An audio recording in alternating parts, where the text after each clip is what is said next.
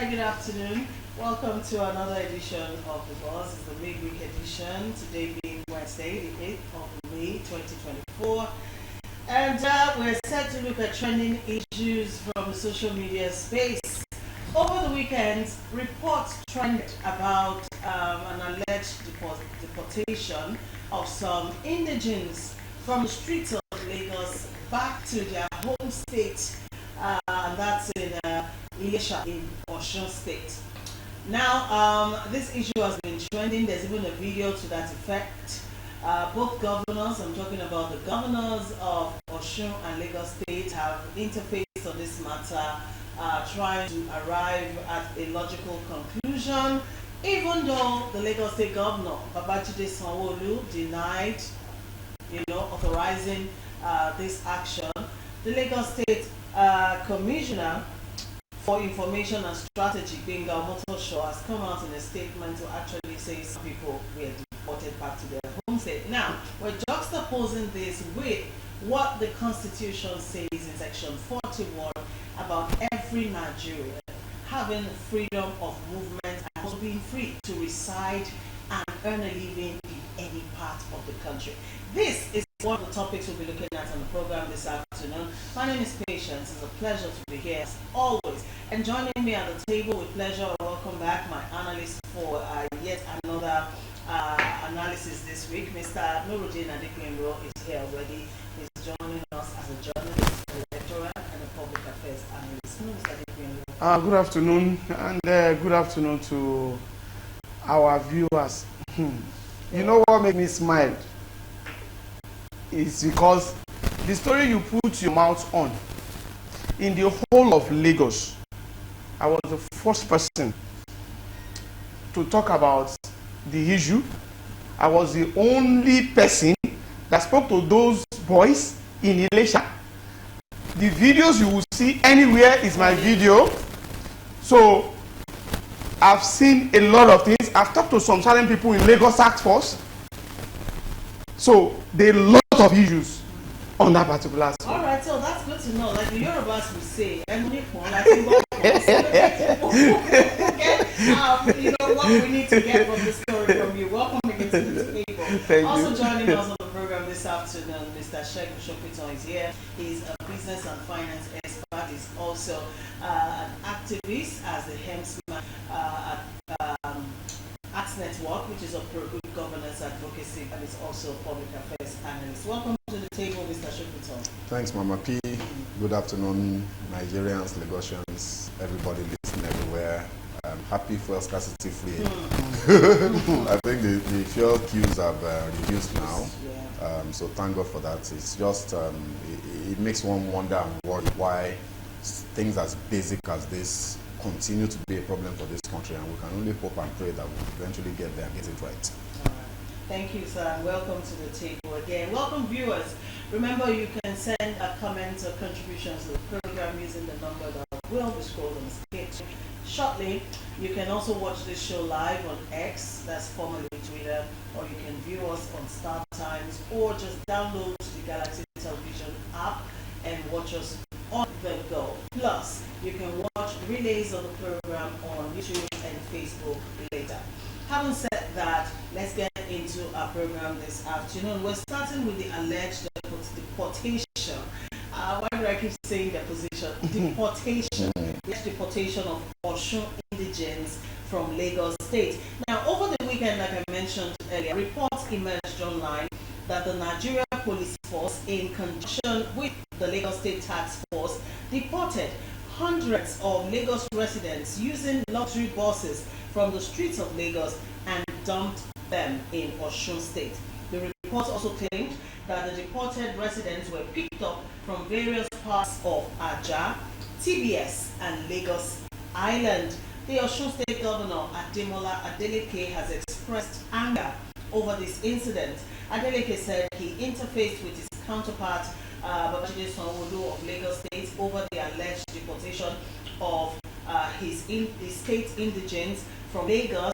Adeleke said the governor denied authorizing any action of this magnitude. He also said an investigation team has been set up and they are to confirm the veracity of the story, adding that the investigative team reported that eyewitness accounts confirmed the dropping off of youths in several luxury buses by a team suspected to be from Lagos State.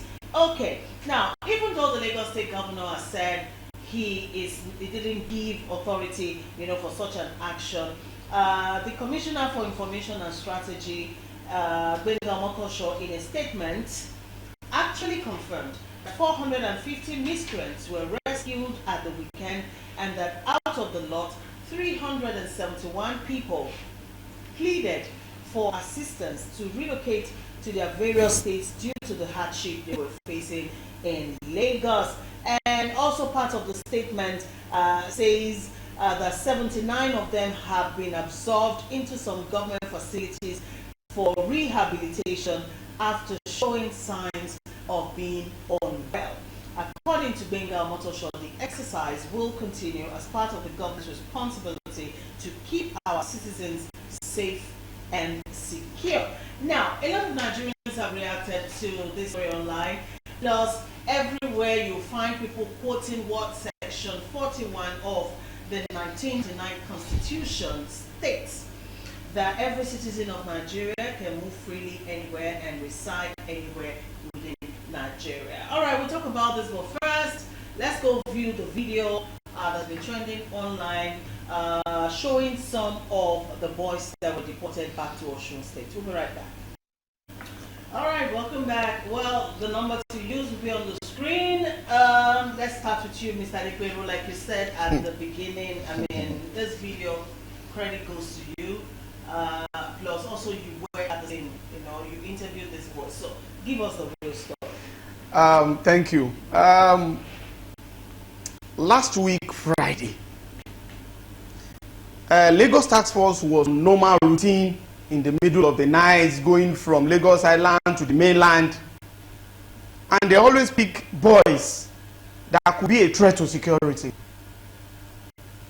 They pick some guys very close to, on the highland, very close to one tall bank that have a red color. So they pick some guys there. They pick some guys at Agarau. They pick some guys around Adeniji Adele. That was how they are picking them. And there were many. They took them to Maroko police station. Because Maroko police station, I know the police station very well, cannot all of them. There was a particular building inside, but it's like uncompleted, looks like a hall. That's where they put all of them. They are over 500. From there, they moved to Elemoro. Elemoro is the area commander covering Ivu Maroko. Elemoro is on Lekki Ekpe Expressway. For people that know it, it's under Ibejuleki. That place under Ibejuleki local government. But it's the area commander to those police stations there. They took them there. From there, they were marshaled around 10 p.m. on Friday with not less than 5 luxurious buses, according to 3 of those guys that I spoke to online and on phone on the program on Saturday. So, but what gave that hint to me was that somebody was arrested at Maroko police station, which I will not mention the name. That one saw them when they were bringing them in. He interacted with one of them. He has phone because it's about being built. He has one of them that have a small phone, which, because they collected all the phone of those guys, but that one was be able to hold one phone called Tonosobe. So he collected the number of that guy, and that was our link to be communicating with them. So they, according to the guy, they were loaded into 5 luxurious buses with 4 police officers in one of the buses. Each bus. Okay. One of them had the normal attire of the Lagos Task Force, then the other ones were on 4 in each of those 5 buses. And they were taken to Elisha. Note that they dropped them at Elisha bus stop. It's behind the bush. And they asked all of, in fact, some of them were saying they thought they want to go and kill them. So when they dropped, they even said, if you don't drop, we will shoot you. They are, and they turn around. So they have to move to that junction where this video was taken. We got one particular trader, which I will not want to mention, to assist us in picking those videos that you see. No journalist can say it's the one that picked that video. But I have to ask that, look around, did anybody have, they said, I have to speak to that particular woman. Before the phone went down, I have to be speaking to that particular woman. Don't worry, you are safe. Let me just use your phone to video what you have. And I was speaking to them. And I said, if anybody calls you, the code is my uncle. If you don't hear my uncle, don't speak to anybody. And that was how I've been able to speak to 3 of them on here, on radio station, on Saturday. On your program. On my program. So, after that, moving on, majority of these guys were begging people around, stopping some luxurious and some all these trailers, those of them that can climb. In fact, within 5 hours, majority of them are in Lagos. So the issue that they went to them. So if a Lagos resident wants to return to a city, is task force that will now go and meet. If okay, I want to go back to Abeokuta, my home state, and I needed money, it's task force that will go and meet. So that one also. Then another thing again is this: how will you, who can tell? And don't forget, there are some certain beggars, especially from the north, wherever, they pick them along. That's why in that video, if you look at the long shot at the end, you will see them with kids. So those one also, they are from Elisha. And based on what I heard from those guys, the way I picked them, majority of them are speaking Yoruba. Some are from Oyo, some are from Osun. None of them is even from Elisha. And they have come back. Right. In fact, so we'll maximize our time. From what you have said so far, you are confirming that this actually happened. It happened. It happened. Okay. It happened. Then another thing again is this: Lagos State government should try much as possible. If an agency of government or anybody working for government has done something wrong, come out and say, we are sorry, they've done something wrong. Lagos State Task Force, majority of them are police officers. The way the commissioner of police in Lagos State rushed to deny, they never debunk it, but they denied that they were not involved. It's not good enough, because the head of task force is a police officer. Majority of them are police officers, and they are not just police officers for Lagos State, they are for Nigerians. Okay. So if they've done something wrong, we are sorry, they've done something wrong, and we'll move on. And don't forget, people are already relating it to what happened during the tenure of Raji Fashola, and it's not good. If those elections in my own state can also be packed and say, and who says that somebody by law, based on the section you've quoted, as a Nigerian, I'm free to live in fact, if I want, I can be living in every state each day. Nobody should harass me for that. All right, thank you, Mr. Degbero. Mr. Shukito, let's have your take on this issue. Taking it from the perspective of what the Constitution says and what the implication of what has happened is. I'm deeply disturbed, Mama P, that a state government would do something as illegal. This is illegality. Yeah. I mean, there is no other way that you can put this, and it's just shocking. So what I've found in the last couple of weeks in reading the conduct of our public officials, even though we have always known this to be true, but I find that the level of impunity and disdain for ordinary Nigerians, disdain for the rule of law, is at a very alarming level now, where, public officials just believe that they can do anything. Like, we're government, and being government means that you are above the law, and whatever you do is right. And this is just another example. This story flies in the face of reason on any level you want to look at it. It's as ridiculous can ever be.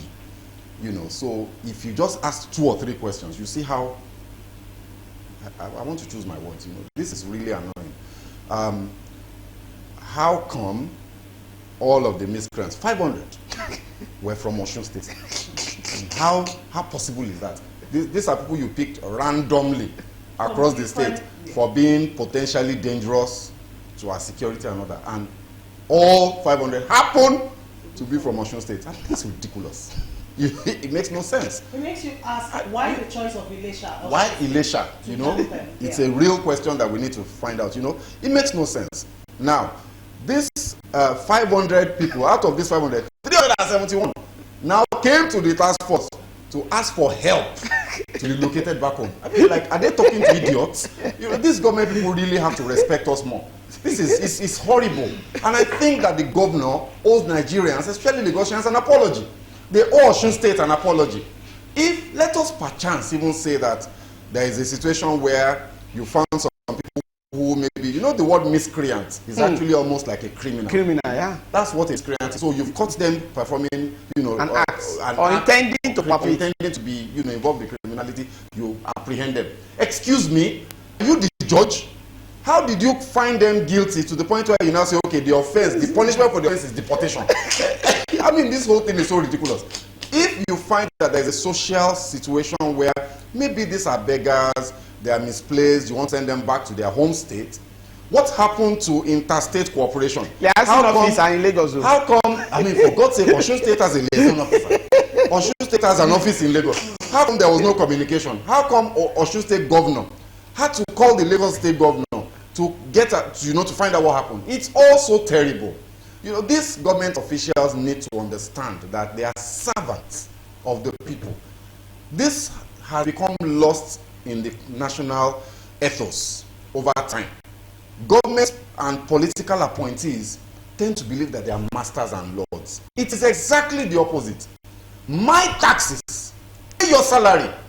So you cannot lord it over me. You are serving me and my interests and everybody else like me. So I think it's high time that so I believe that Governor Sanwo-Olu should apologize. I think he should just be a man and acknowledge that something wrong has been done. Apologize to Lagosians. Met out adequate punishment and consequences to the people in this task force that are involved in this, and then put in place processes to ensure that this does not happen again. You know, this is one too many. And you know, these task forces in the different areas, sectors of the community, society, in Lagos in particular, I don't know about other places, I live in Lagos, their high-handedness needs to be brought to book, to order. It's too much. It's too much. Talk about the activities. It's too much. Of this so-called task Lagos forces. State task force. It's too much. Yeah. You know, whether it's KAI, environmental, there's the ones that are for environment. We saw a video of them going to some place. They say they are knocking down shanties, and you see people crying and all that. This is a country where poverty is a real problem.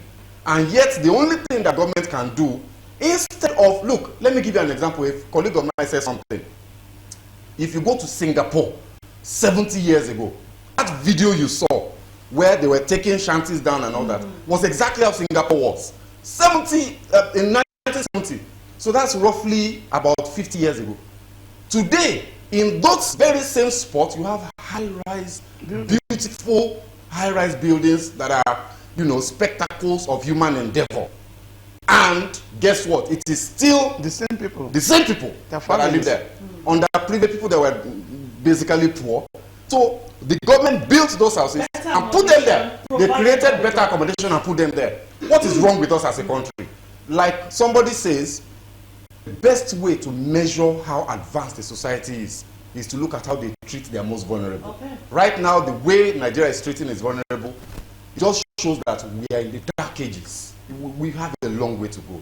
Thank you, Mr. Shokito. Mr. Dibero, let's talk about the activities of this people called task force. All right, now in several videos online, we've seen how they operate with brutal force, if I have to use that word, especially when it comes to tearing down things, clearing or reading the street traders. You know, you see the way they are so quick to destroy their things. I get it that the Lagos State government is on a mission to clean up the environment for, you know, a better society and all of that. But then, shouldn't policies and actions of the government wear a human face? One thing there is that in all the states in Nigeria, Lagos is so peculiar because a lot of people rush to Lagos, and Lagos is a capital, economic capital city of Nigeria. So everybody will come and. But one thing that is there is this: you see this task force, because there are some different task forces. The one that people know much is the one that is has to do with transportation that police is heading, and that one is one they have their office at Osun. That is what. But there are a lot of task forces on different environments. In fact, yesterday, I made one particular senior officials that was begging me on behalf of one particular of their members that has turned herself a deity. I have her pictures, I have her videos, even collecting money with force. A female for that matter. And I said, in fact, I thanked the management and the head of, they took it up and raising another trial as I speak. But I just begging the man that they can move her to another place because they said the woman happens to be a widow, whatever. They can move her to maybe the office.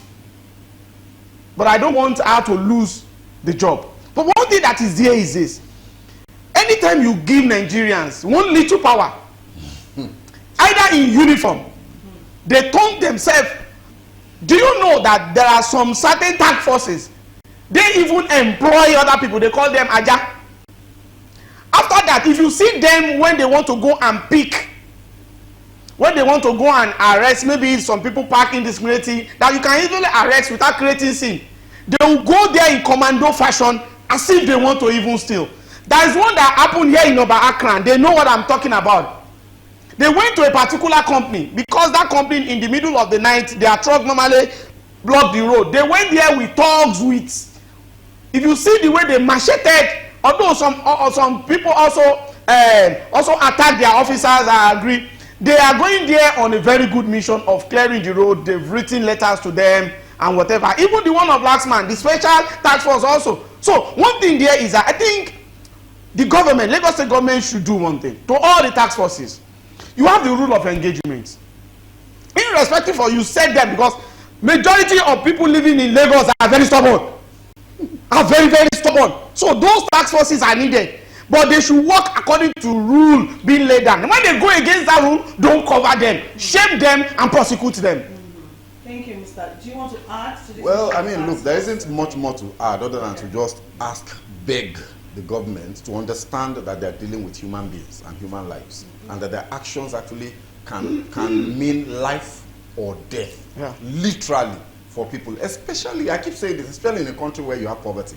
So, for example, if the Kai task force against indiscipline, or the environment task force, or both, go out and you want to enforce people that are encroaching on roads, for example, with their wares, do you have to destroy their goods, knowing fully well that these guys are daily workers? They live on that thing. That's exactly what they are going to live on. The sales from that is what they will eat, themselves and their children. And you go there, you just destroy them. Those goods are even collected on credit. On credit. And they collect on credit, and then they pay back as they sell, So why would you go there to destroy? Why can't you apprehend, give them an opportunity to make amends, and then let them collect their goods having paid a fine? Or something like that, So I really want to appeal to the governor, to rein things in, under control. This thing is going out of control. And you see, if people push to the wall, eventually it will happen. It's just a matter of time. Our threshold appears to be very high as Nigerians. But I keep seeing all of these things, and I just keep seeing revolts. I'm sorry, I'm not inciting.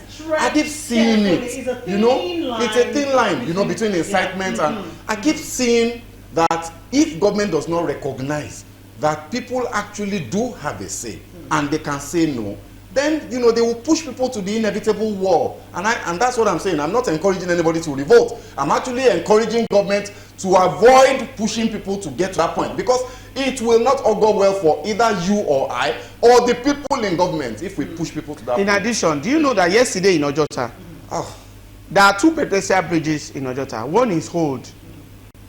There is a new one, very big one. The metal one.